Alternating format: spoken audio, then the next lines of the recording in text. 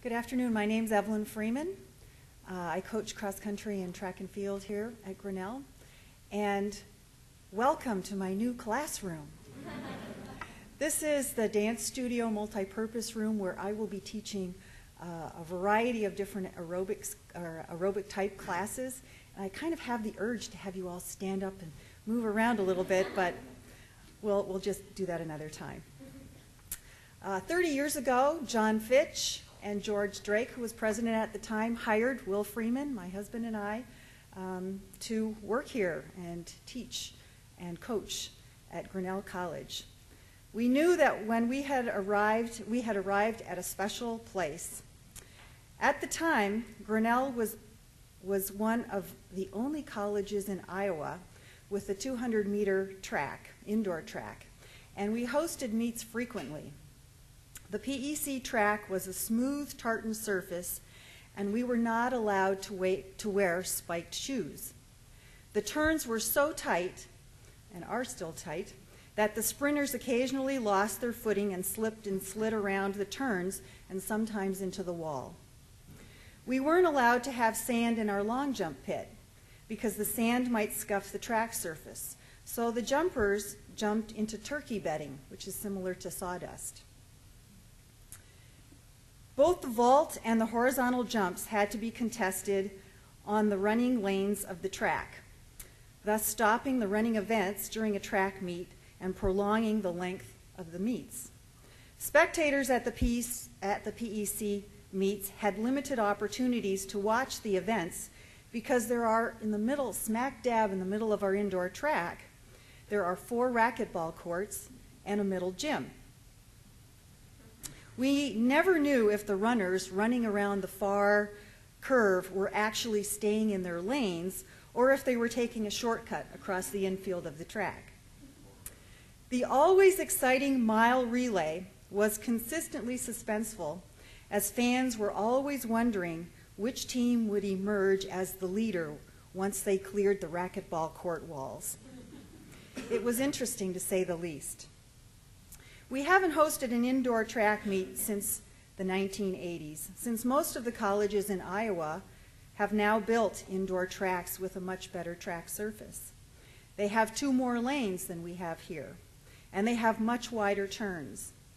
The PEC track surface has become so hard that we have had to limit our training on it during the indoor seasons until the warmer weather allows us to get onto our much softer and safer outdoor track surface. Both our coaches and our athletes are very excited to begin the next track season on our amazing new facility. This 200-meter track will be one of the best Division III facilities in the country, perhaps at any level.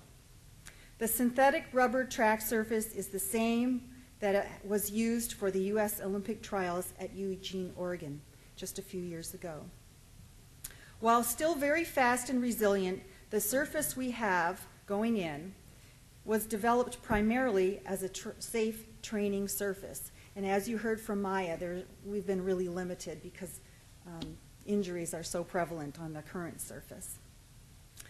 The new lanes on our new track are 6 inches wider than the PEC lanes, and the turning radius of the curves are over 20 feet wider than in the current PEC.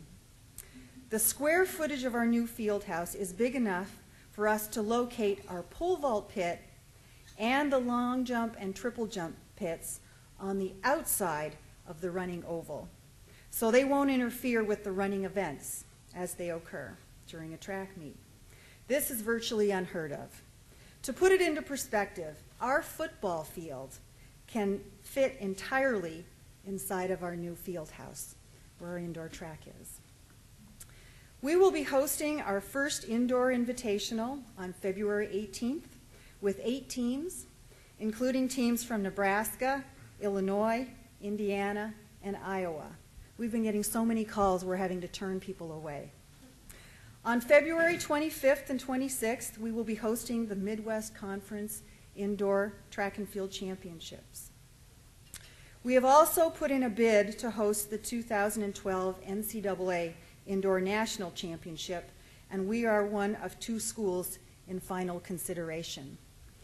Will and I know which ones they've chosen, but we can't tell you.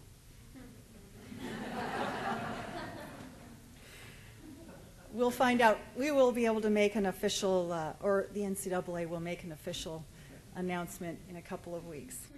We have also worked with the high school in Grinnell to schedule a date for them to host an indoor meet for their school as well.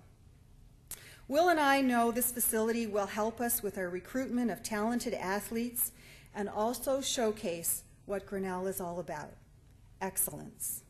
There is no doubt that this facility is outstanding, and we are very proud and honored to be the coaches who will have the opportunity to coach in this world-class facility to world-class students.